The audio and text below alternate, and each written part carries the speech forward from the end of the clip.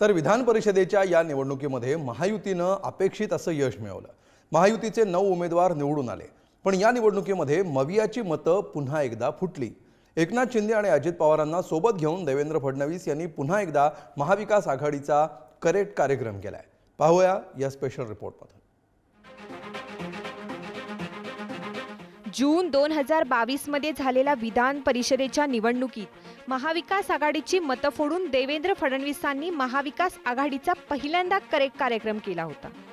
2 वर्षांनी याच घटनेची पुनरावृत्ती करत फडणवीसांनी विरोधी पक्षातील तब्बल 14 मतं फोडून महाविकास आघाडीला 2 वर्षात दुसरा मोठा दणका दिला। जेव्हा 9 उमेदवार लढवण्याचा निर्णय घेतला त्यावेळी अनेक लोक वल्गना करत होते आणि आमचे उमेदवार पडतील आणि महाविकास आघाडीचे उमेदवार येतील अशा प्रकारे सांगितलं जात होतं।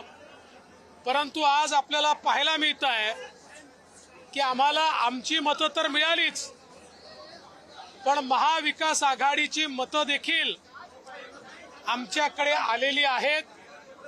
त्यामुळे एक चांगला विजय आम्हाला प्राप्त झालेला आहे।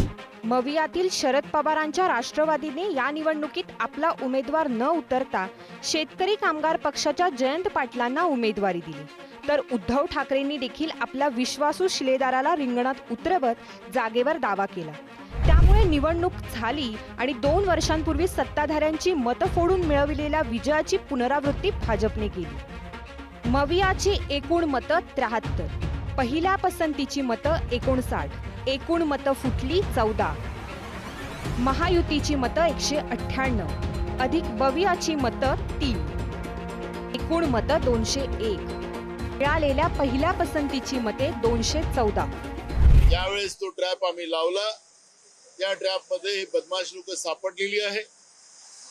वरिष्ठांना आम्ही कळवलेलं आहे आणि लवकरच हे जे पार्टी विरोधी ज्यांनी काम केलं, पार्टीशी बेईमानी केली, पार्टीशी गद्दारी केली, अशा लोकांना बाहेरचा रस्ता दाखवला जाईल।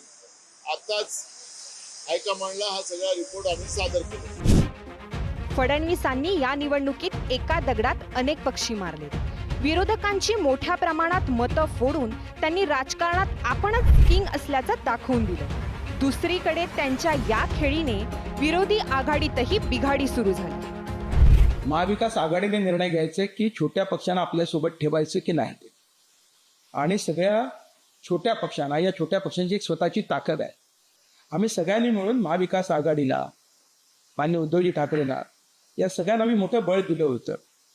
आता त्यांची जबाबदारी आहे की त्यांनी या सगळ्यांना सोबत घेण्याची, पण तसं होताना दिसत नाही। वारंवार फसवणूक होते, याचं दुःख आहे। मी त्याचा अभ्यास केला नाहीये की 1 नंबर कोणाचा 2 नंबर कोणाचा, पण त्याच्यामध्ये राष्ट्रवादीचं 1 मत फुटलं, बाकी 11 मतं बरोबर मिळाली आणि 1 मत आम्हाला आमचं एक आहे ते मिळालं। पुढची भूमिका आम्ही महाविकास आघाडी बरोबर आहोत आणि माननीय शरद पवारांबरोबर आहोत, या लक्षात ठेवा। त्याच्यामध्ये कुठेही बदल होणार नाहीये। लोकसभा निवडणुकीतील सुमार कामगिरीनंतर भाजपासाठी हा विधान परिषदेचा विजय महत्त्वाचा आणि आत्मविश्वास दुणावणारा आहे।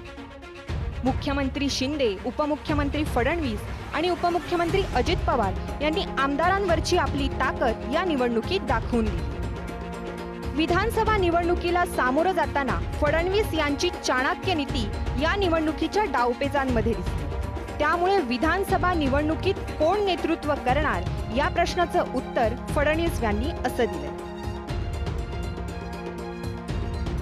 की ही जी काही सुरुवात झालेली आहे विधानसभेच्या निवडणुकीत देखील माननीय मोदीजींच्या मार्गदर्शनाखाली पुन्हा एकदा आमची महायुती निवडून येईल, हा विश्वास आज मी व्यक्त करतो।